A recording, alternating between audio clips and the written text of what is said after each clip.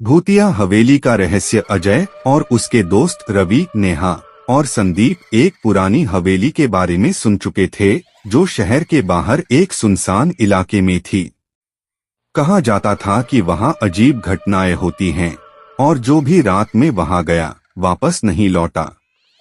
एक रात रोमांच के शौकीन इन चारों दोस्तों ने तय किया कि वे उस हवेली में जाएंगे और पता लगाएंगे कि वहां सच में भूत हैं या ये बस अफवाहें हैं। हवेली में पहला कदम। रात के 12 बजते ही वे चारों हवेली के गेट पर पहुंचे। दरवाजा अपने आप खुल गया, जैसे कोई उनका इंतजार कर रहा हो। अंदर घुसते ही ठंडी हवा का एक तेज झोंका आया, जिससे मोमबत्ती की लौ कांप उठी। दीवारों पर धूल की मोटी परत थी और कोनों में मकड़ियों के जाले लटक रहे थे। नेहा ने हिम्मत करके कहा, चलो ऊपर चलते हैं। सुना है दूसरी मंजिल पर एक कमरा है जहां अजीब चीजें होती हैं, अजीब घटनाएं। जैसे ही वे सीढ़ियों पर चढ़ने लगे, लकड़ी चरमराने लगी, मानो किसी के पैरों के नीचे दब रही हो।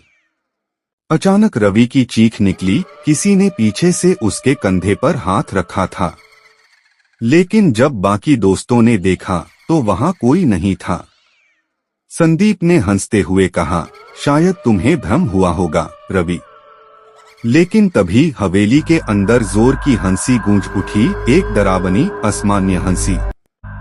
सभी की धड़कनें तेज हो गईं। वे जिस कमरे के पास पहुंचे, उसकी खिड़की अपने आप खुल गई और खून से लिखा था, तुम यहाँ नहीं हो, फिर भी आ गए। अब वापस नहीं जा सकते। मौत का खेल। डर के मारे सभी कमरे से भागने लगे, लेकिन दरवाजा खुद ब खुद बंद हो गया। तभी एक सफेद साया दीवार से निकलकर उनकी ओर बढ़ा। उसकी आंखें जल रही थीं और उसका चेहरा इंसान जैसा नहीं था। अजय ने हिम्मत जुटाकर पूछा, तुम कौन हो? भूतिया आवाज आई, मैं वही हूँ जो यहाँ रहने वालों को निगल जाता हूँ। अब तुम सब मेरी दुनिया का हिस्सा बनने वाले हो। अचानक रवि जमीन पर गिर पड़ा।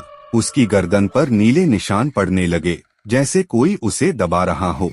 बाकी दोस्त रोते हुए भगवान का नाम लेने लगे। तभी हवा में कुछ बदला और दरवाजा खुल गया। भागने की आखिरी कोशिश। तीनों दोस्त किसी तरह रवि को उठाकर बाहर की ओर भागे।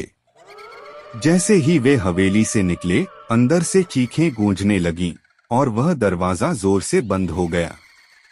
सुबह होने पर जब वे गांव के बुजुर्गों के पास पहुंचे और पूरी कहानी बताई, तो उन्होंने कहा, तुम लोगों की किस्मत अच्छी थी कि तुम लौट आए। वो हवेली किसी आत्मा का अड्डा है और जो वहां जाता है जिंदा वापस नहीं आता। रवि अगले कुछ दिनों तक बीमार रहा, लेकिन बच गया। लेकिन उन चारों ने कसम खा ली कि वे अब कभी भी किसी भूतिया जगह के पास नहीं जाएंगे। लेकिन हवेली आज भी वहीं खड़ी है, नए शिकारों का इंतजार कर रही है।